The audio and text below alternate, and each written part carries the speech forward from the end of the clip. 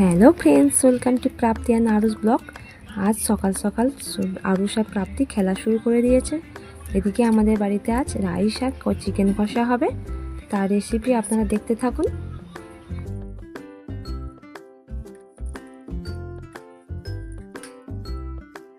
এদিকে আমি আনাজগুলো সব কাটতে শুরু করে দিয়েছি, আর আরুষ প্রাপ্তি ওইদিকে বসে আছে।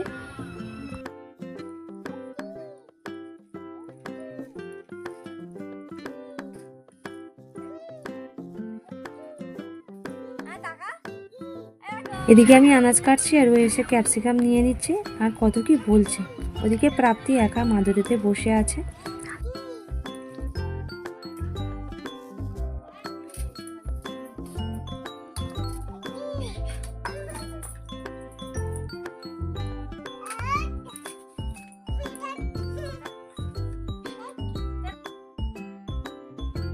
এদিকে মা আমাদের সাথে কথা বলতে বলতে সব শাকগুলো বেছে নিচ্ছে।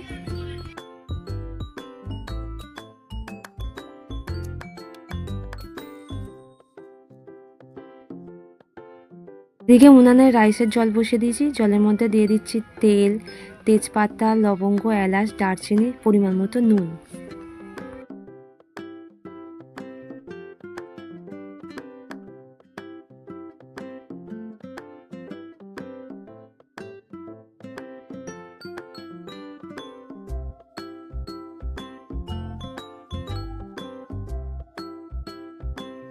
এদিকে জলটা গরম হয়ে গেছে, জলের মধ্যে রাইসটা দিয়ে দিলাম।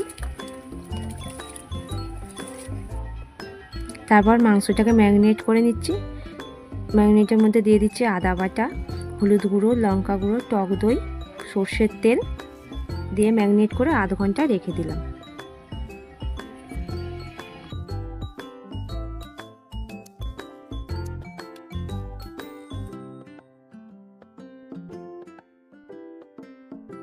এদিকে কড়াইয়ের মধ্যে তেল দিয়ে অল্প পরিমাণে হলুদ গুঁড়ো দিয়ে তার মধ্যে মাংসের আলুটা ভালো করে ভেজে নিলাম।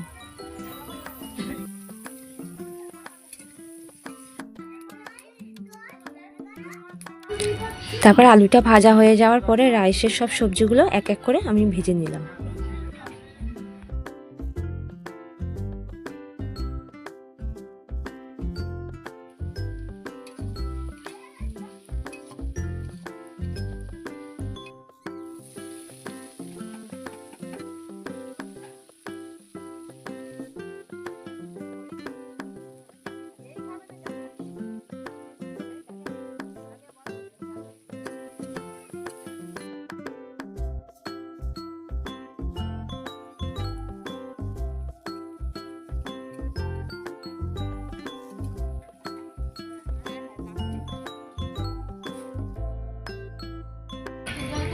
কাজু কিশমিশটা আমি ঘি দিয়ে ভেজে নিলাম। তারপর রাইসটা আমি মিক্সড করে নিলাম। মিক্সড করার পরে আমি ওর মধ্যে চিনি, সবজি আর ঘি দিয়ে মিক্সড করে নিলাম। রাইসটা খুব ঝরঝরে হয়েছিল।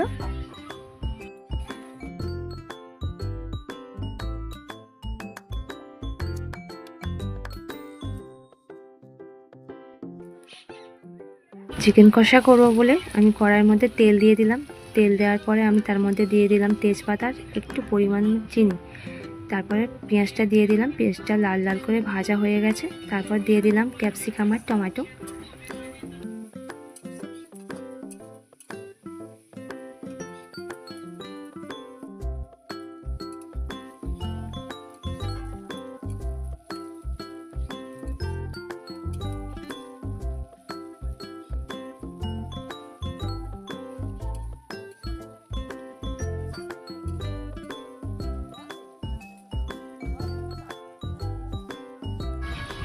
এদিকে পেঁয়াজটা ভাজা ভাজা হয়ে গেছে। তারপর আমি ম্যারিনেট করে মাংসটা দিয়ে দিলাম। তারপর দেওয়ার পরে আমি কষতে থাকবো।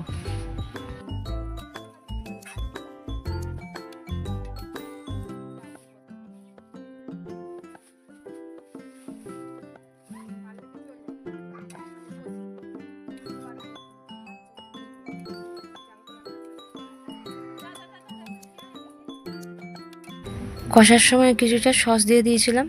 তারপরে কষতে থাকলাম। যেহেতু কষা হবে তাই জল দিইনি, ওই জলেতেই সিদ্ধ হয়ে গেছিলো মাংসটা। তারপরে আমি নামিয়ে নিলাম। নামানোর সময় আমি এলাচ বাটা একটু দিয়ে দিয়েছিলাম। ভিডিওটা ভালো লাগলে কমেন্টে লাইক শেয়ার করতে ভুলবেন না। টাটা।